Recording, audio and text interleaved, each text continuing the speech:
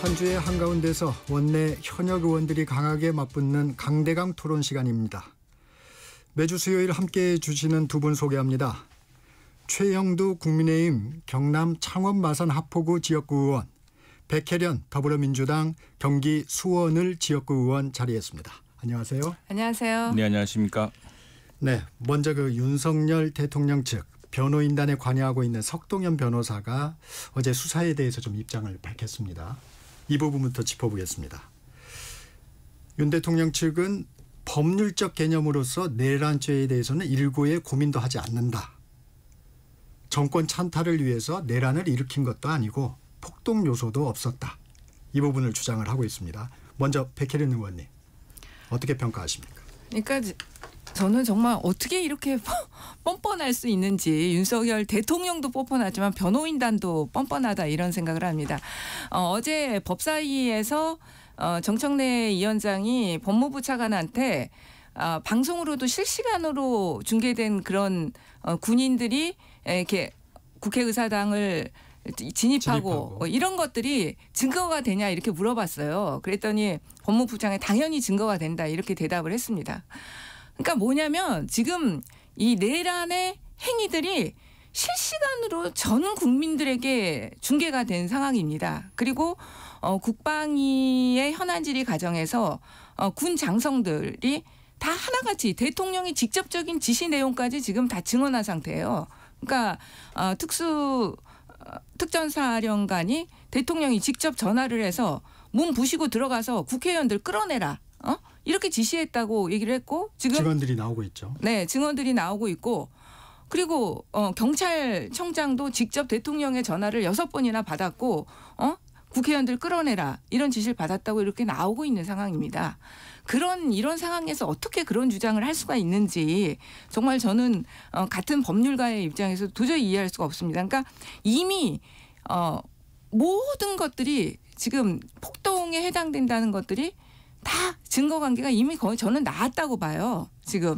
그리고 우리나라의 대법원 판례에서 명확하게 국헌 문란에 대해서 법률적으로도 규정되어 있고 판례상으로도 국회의사당의 정고와 폐서 등 일련의 강압 행위로 헌법기관인 국회의 권능행사를 불가능하게 한 것은 국헌문란에 해당한다는 정확한 판례가 있습니다.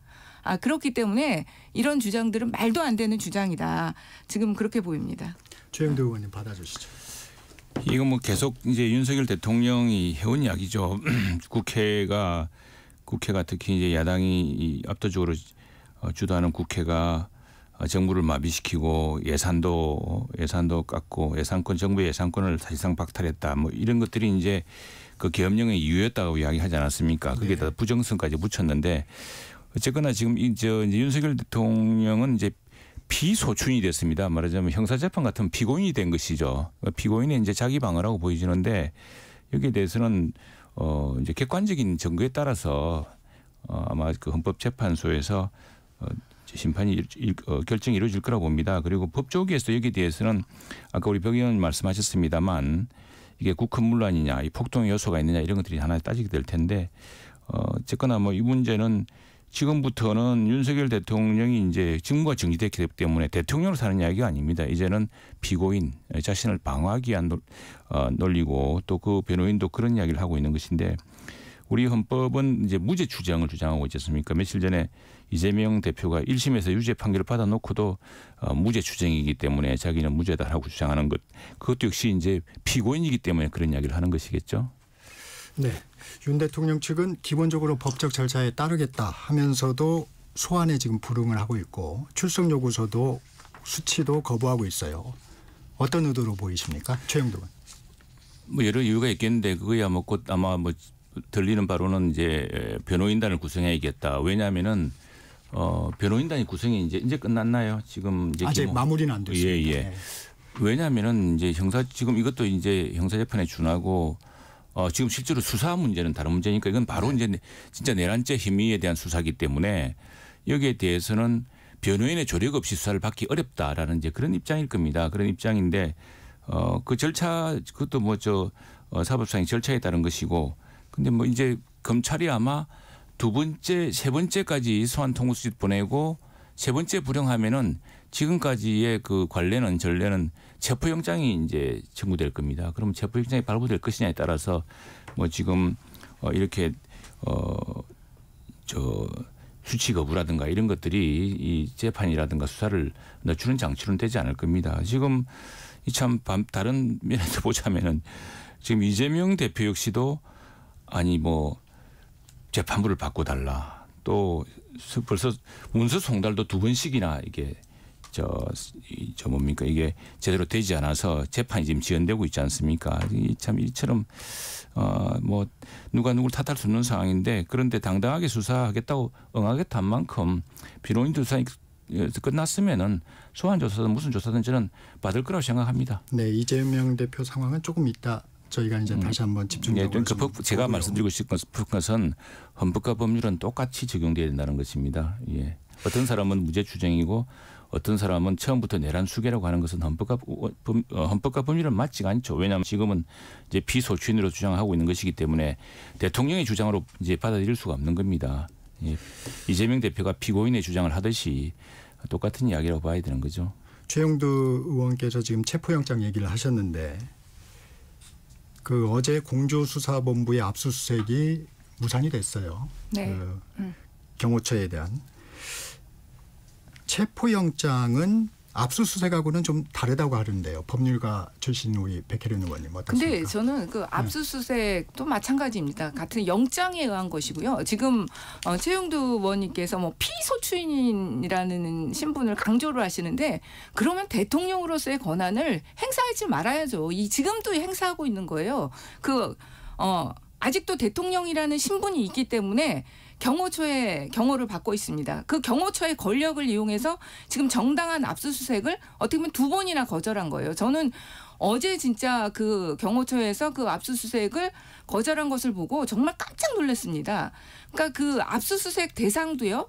서버예요. 정말 지금 그 비아폰의 서버인데 이건 너무나 지금 수사에서 결정적인 증거일 뿐만 아니라 사실 이 경호처에서 저는 이 증거에도 손대는 거 아닌가 이런 걱정까지 들고 있습니다. 지금 대통령의 신변에 특별하게 문제가 있는 압수물도 아니고 가서 뒤지는 것도 아니에요. 서버실에 가서 그 서버를 채취해 오는 것인데도 그것을 그렇게 극렬하게 막으면서 그 2번째잖아요. 그렇게 한 거 너무나는 문제가 있다고 보이고 그것이야말로 지금 피소추인의 지위 이런 걸 따질 때가 아니라고 생각합니다. 그리고 지금 체포 영장은 아무래도 신병에 관한 것이니까 그 거부하기는 어렵겠죠. 지금 쉽지는 않을 거라고 보이는데 체포 영장 그것도 또 지금 경호처의 논리에 의하면은 막으려면 막는 거예요. 예. 체포영장도. 예. 그런데 이제 공무집행방해로 그러면 이 수사기관도 가만히 있지는 않겠죠. 예. 법원가 하겠는데 그리고 지금 어차피 이재명 대표하고 얘기가 나왔으니까 얘기하는데 저는 어떻게 이재명 대표의 사건과 이 대통령의 내란죄를 동일선상에 놓고 자꾸 얘기를 하시는지 이해를 할 수가 없습니다. 이거는 정말로 적반하장도 이런 적반하장은 없다고 봐요. 사건의 질과 양에서 전적으로 다른 겁니다. 이거는. 그리고 대통령의 지위라는 그 대통령의 지위를 갖고 했다는 측면에서도 이것은 완전히 다른 것이다. 네. 네, 넘어가야 되겠네요. 예. 그래 완전히 다른 질의 죄입니다. 그런데 그죄는 죄가 아닙니까? 그러면은 그럼 그죄는 무시해야 되는 죄입니까? 저는 이런 걸 이야기하고 싶고 공평하게 헌법과 법률은 공평하게 적용된다. 누구도 예가 없어야 된다. 누구는 재판을 지연시키고 이렇게 해서 사법을 사실상 지연시키는 이런 게 없어야 된다는 이야기고요. 경호실에 대해서는 저는 백혜련 의원님 말씀도 공감합니다. 이건 수사를 당당하게 받아야 되고 만일 내란죄가 아니라고 주장하려고 하면은 아니라는 이유를 방정을 받기 위해서라도 저는 자료라든가 증거 조사에 응해야 된다고 생각을 합니다. 그런데 다만 이제 경호실의 경우에는 이게 그 사건뿐 아니라 일반적으로 전체적인 국가 안보에 관련된 사안이 있을 수 있기 때문에 그래서 저는 과거에 그 조국 장관의 영장 압수수색 영장 때 보면은 그 변호인이 입회해 가지고 컴퓨터에 있는 모든 기록 하나하나를 이건 이 수사 영장 집행에 관계되는 자료다. 이거는 아니다라고 구분해 가면서 세세하게 해서 영장 집행이 그때 그 거의 하루 종일 걸린 적이 있었습니다. 네. 그런 방식으로라도 뭐 경호실이 걱정하는 이유가 다른 이유도 있을 텐데 만약 그게 걱정이라면은 그렇게 은밀히 국가 안보에 관련된 거 또 대통령 경호실 전체에 관련된 거 별도로 그 문제는 별도로 구분해서 조사에 응해야 된다고 생각합니다. 그거는 당연히 수사기관에서 그렇게 합니다. 요즘은요 영장 집행요 그런 부분 굉장히 엄격하게 때문에 그렇죠. 보통 당연히 변호인이 참여하고 그렇게 해야죠. 그 부분에 예. 관한 증거만 가져가는 게 기본입니다. 근데 네. 요즘 어떻게 하냐면은 근데 그 잘 따져야 되는 것이 우리 지난번에 21대 국회 때 김웅 의원이 한번 의원실을 그 압수수색 당한 적이 있었습니다. 근데 그 당시에 또 그때 검찰인지 경찰인지 모르겠는데 와가지고 전부 잃어서 지금부터 노트북 그 전부 노트북을 보좌진까지 다 그냥 가져갔어요. 이게 이제 마침 김웅 의원이 검사 출신이고 법조인이다 보니까 그 자체가 압수수색의 원칙에 위반된다는 것을 지적을 해서 그걸 무효로 만든 적이 있었는데 지금 뭐 그런 아마 이제 경호실도 이런 확실한 자기들이 왜 압수수색을 거부하냐 그러면 거부하는 이유를 확실히 밝히고 그럼 그 대상에 대해서만 구분하고 지금 대통령이 내란죄가 아니라고 주장하고 있고 한 네. 만큼 그걸 오히려 방정할 만한 자료를 내놔야죠 적극적으로. 네, 한 가지만 더 점검하고 이재명 대표 얘기로 그러면 바로 넘어가겠습니다. 윤석열 대통령 측이 지금 탄핵소추 의결서를 수령하지 않은 것으로 전해지고 있어요. 이 부분이 어떻게 재판의 어떤 절차에 좀 영향을 줄 수 있는 건가요? 지금 뭐 윤석열 대통령 측의 입장은 지금 어떻게든지 늦추겠다 이건 명백한 거로 보입니다. 여러 가지 측면에서 수사기관의 소환에도 응하지 않고 있는 거고 탄핵소추 의결서도 지금 송달을 안 받고 있는 거거든요. 그러면 어쨌든 간에 현실적으로 하루 이틀 늦어질 수 있는 건 분명하다고 보입니다. 어쨌든 그 피소추차에게 그런 서류들이 전달돼야 되는 건 절차적으로 규정된 부분이기 때문에 답변서를 7일 내에 내줘라 이런 얘기도 들어가 있다고 하더라고요. 그러면 답변서가 늦춰지면 그게 또 그런 상황이 좀 발생할 수 있는 건가요? 근데 어쨌든 그게 이제 하루 이틀 늦춰져더라도 거기에서 답변서 7일 이내로 했으니까 답변서는 그때 안 내더라도 그것은 피소추인의 불이익으로 저는 돌아가야 된다고 봅니다. 그거는. 네. 근데 어쨌든 간에 늦추려고는 하겠죠. 네. 이재명 의원. 예. 그 저는 사실 이런 생각을 합니다. 지금 뭐 이 고위공직자들이 이런 방식으로 수사와 재판을 피하는 경우가 많았습니다. 그런데 이재명 민주당 대표 역시 항소심 개시를 위한 통지서 수령을 2차례나 지금 안 했습니다. 네. 일부러 고의적이죠. 그래서 저는 지금 뭐 대통령 사례도 있습니다만 이런 고위공직자들 같은 경우는 그를 대행하는 비서실이라든가 뭐 이런 것을 통해서 접수되면 접수된 것도 간주하는 이런 부분을 해야 될 것 같아요. 이런 통지서 수령을 안 했을 경우에 이거 재판을 개시할 수 없는 이런 것들은 사실은 아주 그 어렵게 사는 사람들 같은 경우에 주소가 일정치 않거나 뭐 그래서 자기가 재판이 시작된다는 것도 모르고 또 수사가 시작되는 것도 모르고 뭐 그럴 수가 있지 않습니까? 그런 사람을 보호하기 위한 것이지 신분이 확실하고 그 주지가 확실하고 더구나 그 보좌하는 사람들이 수없이 많은 공적 조직에 있는 이런 사람의 경우에는 이런 뭐 송달의 효력 이런 걸 난 다투는 것이 좀 법적으로 잘못되지 않았나 싶습니다. 이 법을 개정해서라도 그런 경우는 뭐 그래서 나중에는 이게 공보를 통해서 개시를 하죠. 이제 이런 분의 경우 같은 것은 거처가 확실하고 또 신분이 확실하고 특히나 이런 고위공직자의 경우는 이런 수사와 재판에 대해서는 송달이 이렇게 지연되는 일을 아주 법적으로 저는 막아야 된다고 생각을 합니다. 네, 공직선거법 재판에 대해서 항소심이 시작하는 통지서를 예를 들면 그래서 법원이 공시송달이라는 절차를 밟고 있더라고요. 예, 그것도 시간이 꽤 걸리거든요. 그래서 지금 대법원의 같은 경우에 조희대 대법원장 들었으면서 이제 항소심하고 저 대법원의 그걸 마지막 그 3심을 3개월 특히 저 3개월로 끝내겠다는 것이거든요. 네. 그러면 3개월 끝내면 그게 2월 15일, 5월 15일 이렇게 끝나게 돼 있습니다. 그러니까 지금 대통령 선거가 뭐 올해 일일지 어떨지 모르지만 지금 저 이재명 대표가 자꾸 수령을 거부하는 이유는 그렇게 재판 개시 일자를 늦추어서 저 3개월로 원래 이렇게 정해져 있는 항소심 또 3심의 시기를 늦추겠다라는 것으로 보이는데 그래서 저는 아까 대통령의 경우도 마찬가지지만 이렇게 신분이 확실하고 거치가 확실하고 그 보좌 직원들이 확실한 사람의 경우는 한번 송달된 것으로 간주해서 시작해야 된다고 생각합니다. 네, 지연 전략이다 이런 부분 백혜련 의원님. 아니 저도 이거 이재명 대표의 개인적인 사정을 네네. 모르기 때문에 네. 그것은 뭐라고 말씀드리기 뭐할 것 같아요. 본인에게 워낙 지금 상황 자체가 근데 우리가 격변의 시대를 지금 겪고 있는 거 아닌가?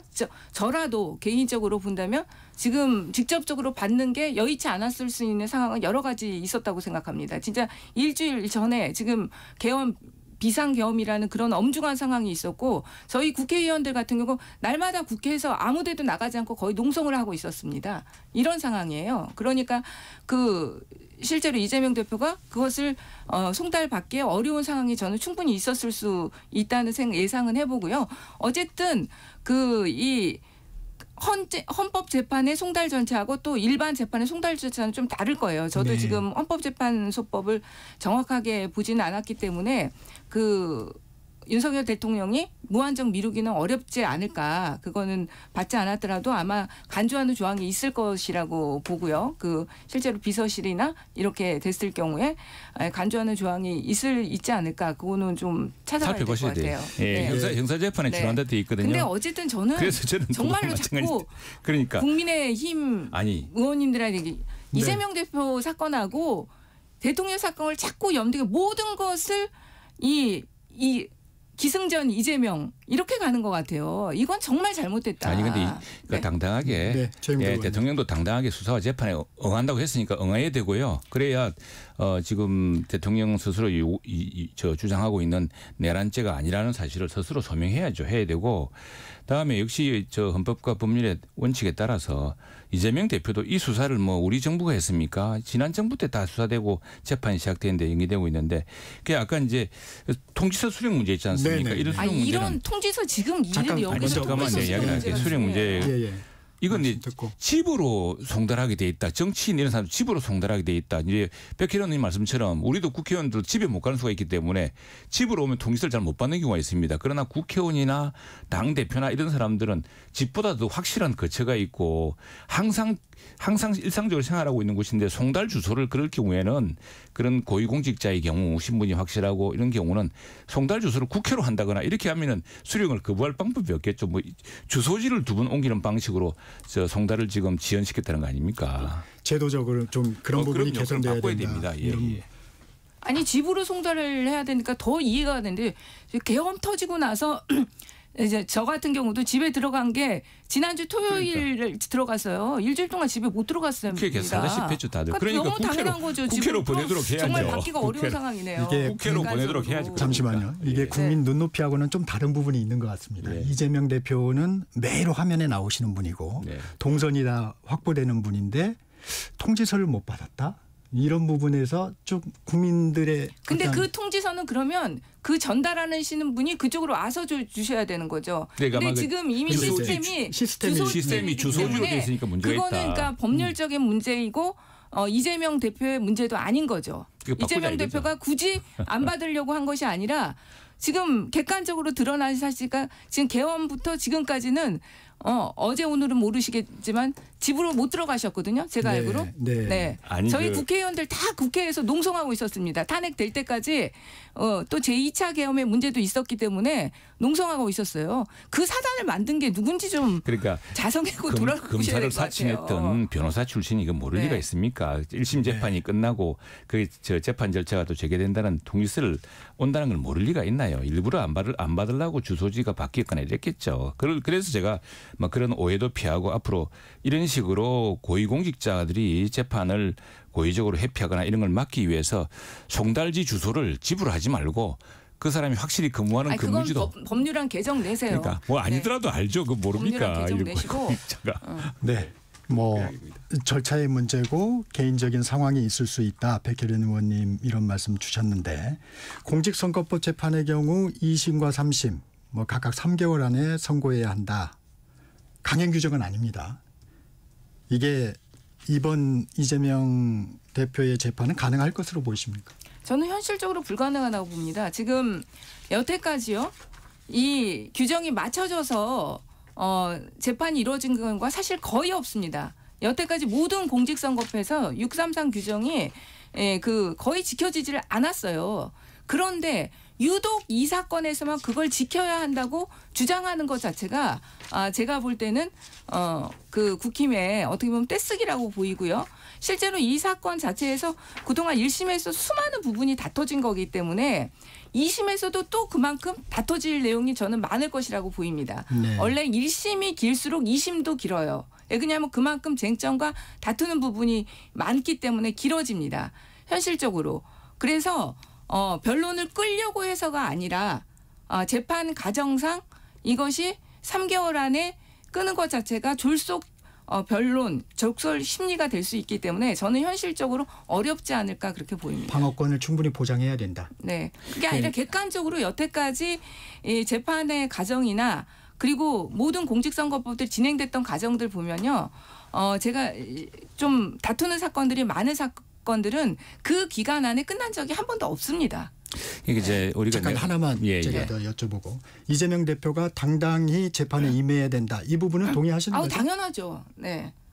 네. 그러니까 제가 헌법과 법률을 이야기하는 것이 지금 법원에서 사실 우리 당 대표를 어떻게 보실까 그런 것들을 걱정하시는 사실 민주당 의원을 보신 적도 있습니다. 왜냐하면은 이렇게 재판에 대해서 재판을 자꾸 지연시키고 이런 것들이 법원에 오히려 나쁜 인상을 주지 않을까 뭐 그런 걱정하시는 분들도 봤는데 지금 헌법과 법률의 원칙에 따라 이제 특히나 고위공직자일수록 선거 사건을 633으로 한 이유는 그것이 구속이 아니더라도 인신구속의 경우는 이제 633을 넘기게 되면 석방을 시켜줘야 되거든요. 일단 그래서 이제 633이 지켜지는데 선거법 재판의 경우는 이게 인신구속 상태가 이루어지는 것이 아니기 때문에 자꾸 지연되고 있습니다. 하지만 선거법 재판은 그 선거법 위반인 여부에 따라서 보궐선거라든가 이루어질 수 있고 국민의 참정권을 침해하고 이런 문제이기 때문에 엄격히 지켜져야 되고요. 저는 이재명 대표가 지난번에 두 가지 사건이 있어요. 하나는 위정교사 사건은 뭐 엄청나게 중형이 날 거라 기대했는데 뜻밖의 그건 또 무죄가 나오고 선거 사건은 또 뭐 100만 원 이하가 나올 수도 있다고 기대했다가 오히려 집행유예형이 나오고 했는데 그냥 재판을 빨리 받아서 깨끗하게 혐의를 벗으시면 되지 뭘 자꾸 이렇게 늦춥니까? 아니 저도 뭐 사건 늦추자는 얘기는 전혀 아니고요. 633이 저는 지켜졌으면 좋겠어요. 그러나 현실적으로 지금 봤을 때 재판의 과정을 봤을 때 저는 지키기가 힘들 것이다 이렇게 판단을 한다는 얘기고요. 그동안에 진짜로 이 선거재판과 관련해서 633을 지키자고 했는데도 한 번도 제대로 지켜진 적이 없어요. 그런데 왜 이 사건에 대해서만 그렇게까지 강변을 하시는지 그게 저는 의아스럽다 이거죠. 배 의원님 633 되게 지키시기가 노력했고요. 그게 지난 문재인 정부 들어서 특히나 이제 이재명 대표 사건에서부터 자꾸 아마 재판에 전혀 아닙니다. 재판 소요 시기를 아마 계속 기록을 세우고 있을 겁니다. 아마. 보면. 네.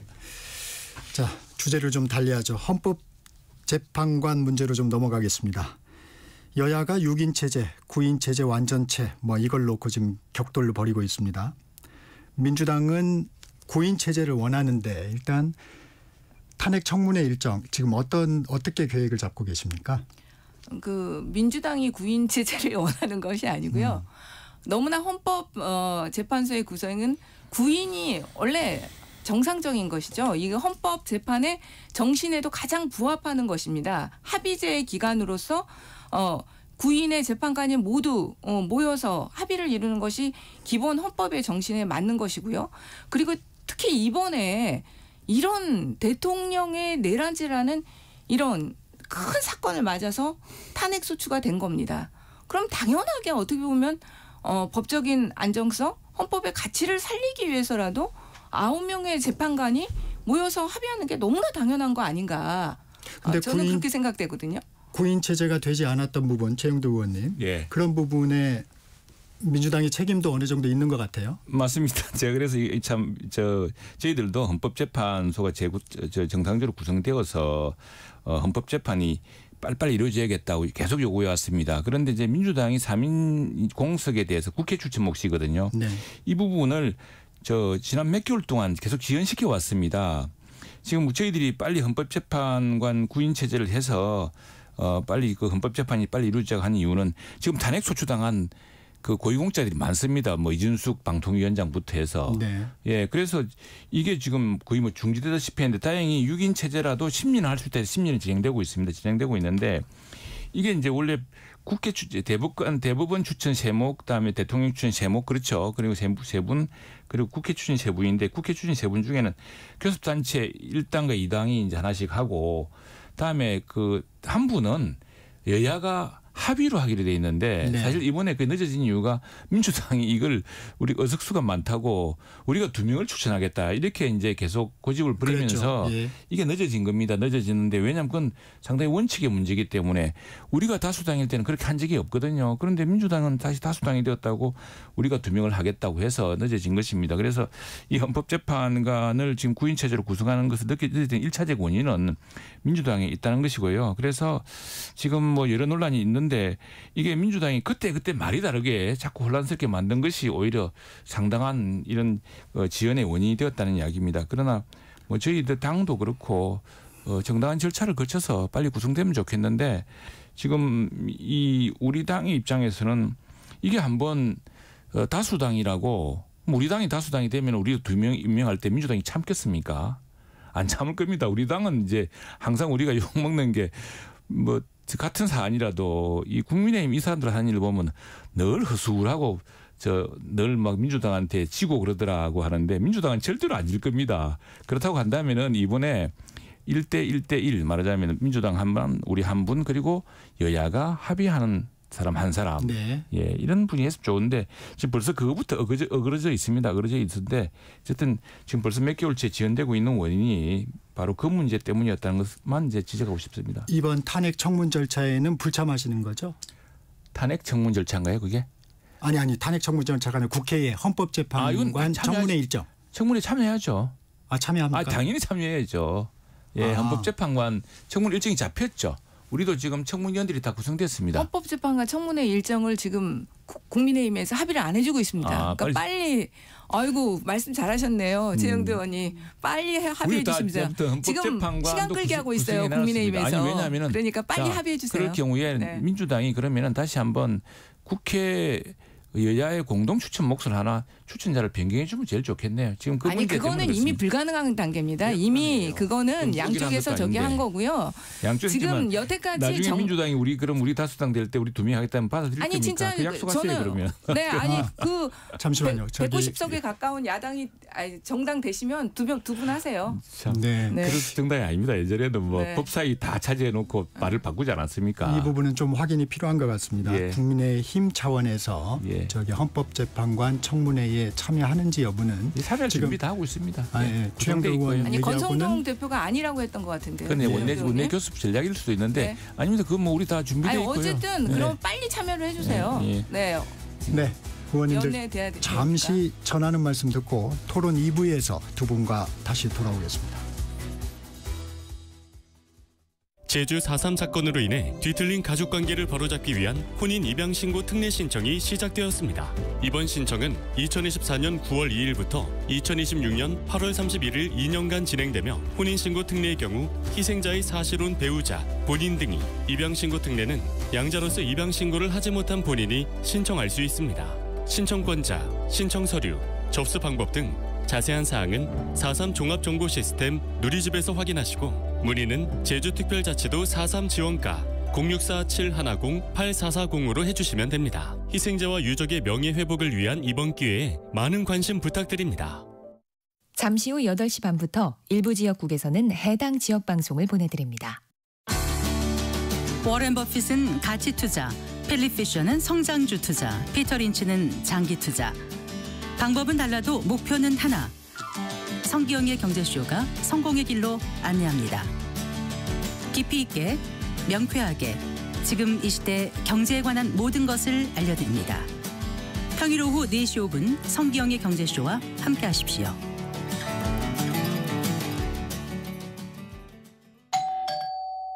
편지 왔습니다. 퇴근길 지친 당신에게 힘이 되는 뉴스를 전해드립니다.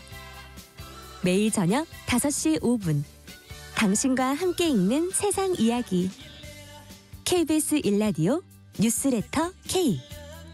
지금 시각은 8시 30분입니다. KBS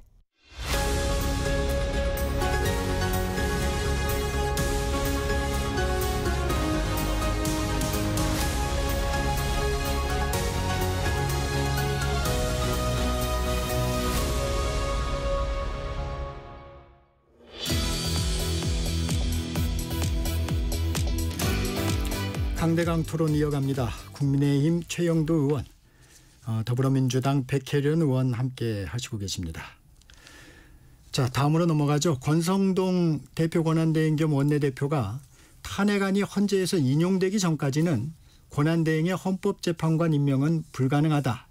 이렇게 얘기했습니다. 어떤 논리입니까? 최영두 의원님. 이게 이제 지난번 이 논리가 지난번에 뭐 박범계 의원이나 또 추미애 의원이나 다들 뭐 법무부 장관도 하시고 한 분들이 지난번 박근혜 대통령 탄핵 소추 때 탄핵 재판 때 그 당시 황교안 권한대행이었죠. 그때 그런 주장을 했습니다. 그런 주장을 해가지고 이게 권한대행의 역할이란 것은 이 헌법재판관의 그 임명에까지 이르지 못한다. 이래서 그 이제 당시에 민주당의 논리가 저희들 의원총회를 해보니까 저는 사실 그 당시에 탄핵소추 과정을 정확히 잘 모르기 때문에 몰랐는데 지금 우리 권성동 원내대표만 하더라도 당시에 탄핵소추 위원장이었죠. 네. 그래서 잘 알고 있는 거예요. 그리고 또 우리 4선 이상 의원들은 당시에 민주당이 했던 이야기를 다 기억하더라고. 그래서 그분들이 다 일제히 나오셔서 아니 민주당이 그때 말 다르고 지금 말 다른데 그럼 그때 말은 사과를 하든지 뭐 이러는 거 아닌가 하는 그런 이제 주장인데 이 주장의 근거는 권성동 뭐 위원장 우리 원내대표가 저 이야기하는 까닭은 8년 전 탄핵 소추 때 사건 때 민주당이 헌법재판관을 권한대행이 임명하지 않는다고 그것도 그냥 보통 사람이 아니고 법무부 장관이라든가 민주당의 대표적 율사들이 강조했기 때문에 그럼 그 이야기는 뭐냐? 그 이야기는 그래놓고 지금에 와서는 또 헌법재판관 임명을 미루다가 저 절차를 미루다가 지금에 와서 그런 권한대행한테 강요하는 것은 앞뒤가 맞지 않지 않느냐 하는 그런 지적이죠. 권한대행의 권한에 대한 문제 같습니다. 백혜련 의원님. 먼저요. 권성동 대표가 본인 입으로 권한대행이 헌재재판관 임명할 수 있다고 또 말하신 분이에요. 네. 서로 지금 네. 그때 입장이 뒤바뀌어 있습니다. 본인 입으로 네, 그때 그렇게 얘기하셨던 분이 권성동 대표입니다. 2017년 당시에 네. 지금 말씀하시는 건가요? 근데 그 당시 뭐 그렇게 왜 그렇게 그러면 권한대행이 임명할 수 반대했습니까? 있다고 얘기했어요. 그랬는데 지금에 와서 또 말 바꾸신 거거든요. 이제는 안 된다. 근데 어제 추미애 대표가 명확하게 입장을 밝혔습니다. 그러니까 그때 당시에 권한대행이 임명을 할 수 없다고 한 것은 대통령 지명의 몫이었기 때문에 권한대행이 할 수 없다. 이렇게 한 것이다. 대통령 지명 네, 몫이다. 대통령 지명 몫이기 때문에. 그러나 지금은 국회 몫이다. 국회 몫이기 때문에 실제로 이 권한대행의 역할은 사실 국회에서 지명해가지고 청문절차를 통과하면 그걸 권한대행이 대통령이라고 할지라도 대통령이어도 그 임명 안 할 수가 없는 임명하는 거거든요. 그냥 형식적인 임명 절차라는 겁니다. 그렇기 때문에 권한대행도 당연히 할 수 있다. 예, 그렇게 얘기해 보는 거죠. 그런데 만약에 여야가 합의를 해서 함께 청문회를 마치고 뭐 청문 보고서도 채택하고 그렇게 올라가면 권한대행이 좀 부담이 적을 것 같아요. 근데 만약에 그 여당이 참여를 안 하고 그다음에 야당 단독으로 청문회가 이루어지고 그걸 요청을 하면 권한대행이 할 수 있을까요? 저는 지금 헌법재판소의 입장도 중요하다고 보입니다. 네. 이게 사실 근데 헌법재판소가 명확하게 입장을 냈어요. 이건 사실 헌법적인 문제이기도 하거든요. 왜냐하면 권한대행의 역할과 권한에 대해서 어떤 명확한 법률적인 규정이 없기 때문에 그런데 그 주미기관인 헌법재판소에서 권한대행이 헌법재판관 임명할 수 있다는 입장을 냈습니다. 그리고 지금 헌법재판관이 되실 후보자들도 다 지금 권한대행이 할 수 있다는 취지로 얘기하고 있어요. 이런 상황에서 저는 한덕수 권한대행이 충분히 임명할 수 있는 법적인 어떤 근거와 기반이 있다고 봅니다. 그렇기 때문에 그렇게 부담 갖지 않아도 된다. 여당의 대표 네. 지금 이제 대표 권한대행이시죠. 예. 원내대표가 이렇게 얘기를 했는데 네. 정부의 이제 대통령 권한대행이 이걸 만약에 지금 올라갈 경우에 얘기를 해서 할 수 있다고 보세요. 그건 이제 법리적으로 판단을 해야겠죠. 헌법재판소의 의견도 중요할 테고 또 권성동 원내대표도 이 법리를 잘 알고 있기 때문에 다만 이제 민주당이 그때 말이 다르고 하는 이런 것들이 혼란을 가지고 지고 있는데 또 하나 이제 그렇다면 한덕수 대통령 권한대행의 권한의 범위가 어디까지냐 네. 이제 이게 논란이 꺼집니다. 사실은. 그러면은 근데 양국관리법이라든가 지금 네, 사실은 네. 문재인 정부 때도 하지 않던 법을 이제 야당이 되니까 그냥 농민들 편든다는 걸 이제 확실히 강조하기 위해서 정부를 궁지에 몰려고 이제 양국관리기급을 계속 통과시키기 위해서 정부가 지난 재의결권에서 또 부결되고 했었거든요. 네. 그렇다고 한다면은 지금 한덕수 총리나 지금 정부는 문재인 정부나 지금 정부나 똑같은 어떤 정치의 기조를 유지하고 있는데 이제 그런 기조에 따라서 양국관리법이라든가 또 국회 정언감정청법이라든가 이런 것들에 대해서 정부 내에서 또 법리적으로는 이건 좀 수용하기 곤란하다라고 지금 생각하고 있습니다. 네. 그러면은 국무총리 권한, 대통령 권한 대행이 재의결권을 행사할 수 있어야 되거든요. 네. 우리는 행사할 수 있다고 믿습니다. 네. 그런데 그건 또 안 된다. 그러면 권한 대행이 어떤 선택적으로 이거는 우리한테 좋으니까 행사를 해라 그러고 저거는 우리한테 불리하니까 행사하지 마라 그러고 하는 이런 민주당의 좀 이중적 기준만 좀 바라잡아주면 뭐 권한 대행의 범위가 분명해지지 않겠습니까? 아니 네, 진짜 제2 그걸로 따지면은 정말로 국민의힘이 앞뒤가 다른 입장인 거거든요. 재의결권이라는 것과 아까 국회 추천에 헌법재판관을 임명하는 건 부분? 어느 게 더 큰 권한이라고 볼 수 있겠습니까? 분명하게 재의결권 행사입니다. 훨씬 더 큰 권한이에요. 그거는 완전히 국회에서 제정한 법률안을 없애버리는 권한이거든요. 완전히 어떻게 보면 법률적으로 형성적 권한이라고 할 수 있는 겁니다. 네. 근데 헌법재판관 국회 추천 몫에 임명하는 것은 형식적인 권한인 거예요. 그냥 의례 절차적인 문제고.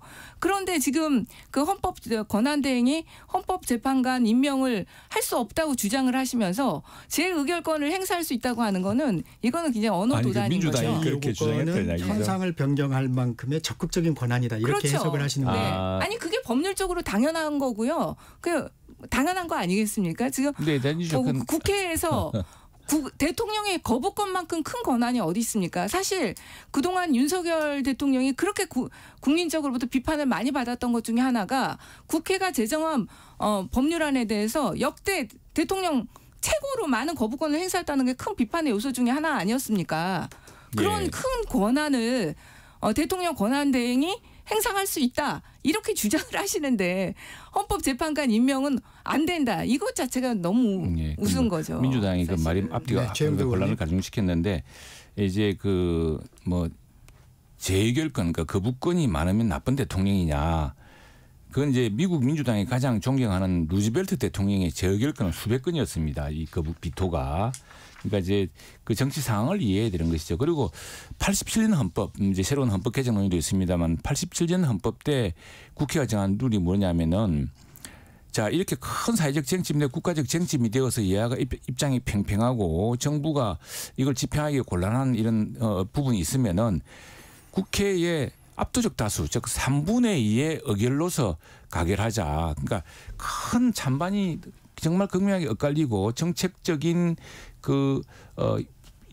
효과에 대한 생각이 엇갈릴 때는 다수의 힘으로 이제 정하자고 했던 것이 87년 헌법의 취지입니다. 그게 뭐냐니까 재의결권이에요. 국회의 네. 재의결이고 대통령이 그리는 그 형성적으로 그걸 없애는 것이 아니고 재의결을 해주세요. 이게 보니까 여야가 입장이 팽팽하고 정부로서도 기존의 정부가 해오던 정책과는 상당히 다른 기조에서 오히려 혼란과 부작용이 우려됩니다. 그러니까 국회한테 3분의 2로 그러면 그 헌법에 정해져 있으니까 그래서 이제 재의결권이고요. 그건 오히려 헌법에 정해진 대로 총리가 하시면 되는 문제입니다. 권한 대행이. 아니 거부권의 문제는 그게 다른 거죠. 그거야 뭐 하게 되면은 그 3분의 2 그럼요. 국회의원들의 힘으로 해야 되는 거긴 한데 그 권한 대행이 행사할 수 있느냐 없느냐의 문제는 다른 문제라는 거죠. 네. 권한 대행도 거부권만큼 왜냐하면 지금 아니 이거는 그 무정부 명확하잖아요. 상태입니까? 권한 대행 의원님 상태는 아니 정부가 기능은 해야죠. 대통령의 거부권만큼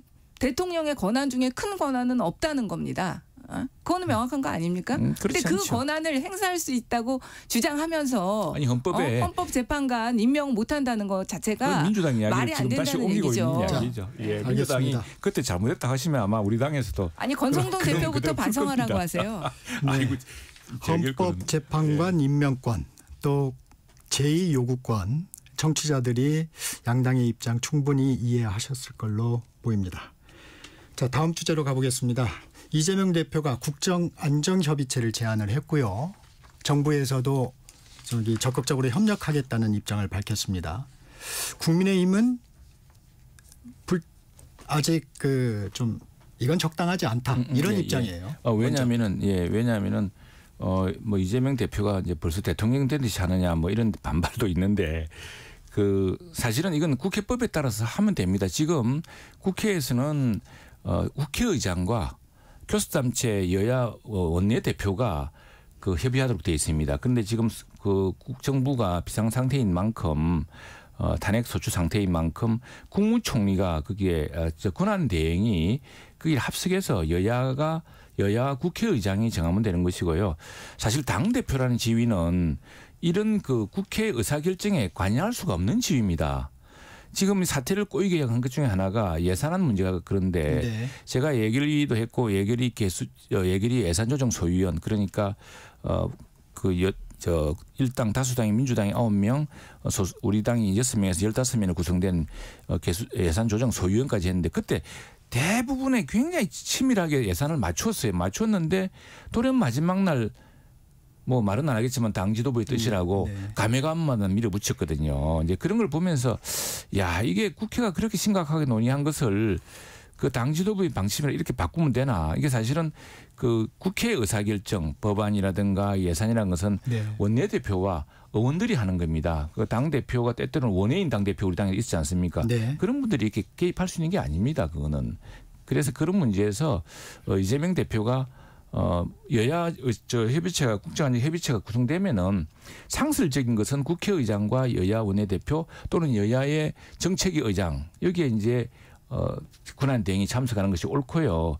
지금 이재명 대표가 요청하는 것은 우리 당의 비대위원장이 정해지면은 네. 양당의 비대위원장과 대표가 국정에 대해서 이렇게 이야기하고 그때 이제 또 총리가 참석하시거나 권한 대행이 참석하시거나 그런 별도의 트랙이죠. 거기서 다 정한다는 것은 그러면 당 대표가 국회를 좌지우지하는 모양인데 그건 안 맞죠.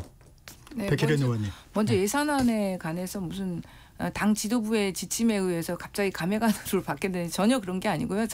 제가 어제 안 그래도 박정 예결위원장과 잠깐 얘기를 했는데 논의 과정에서 정부 측에서 이제 보통 감액이 되고 그다음에 증액을 과정을 거칩니다. 근데 감액과 증액에서 정부 측에서 증액 못한다.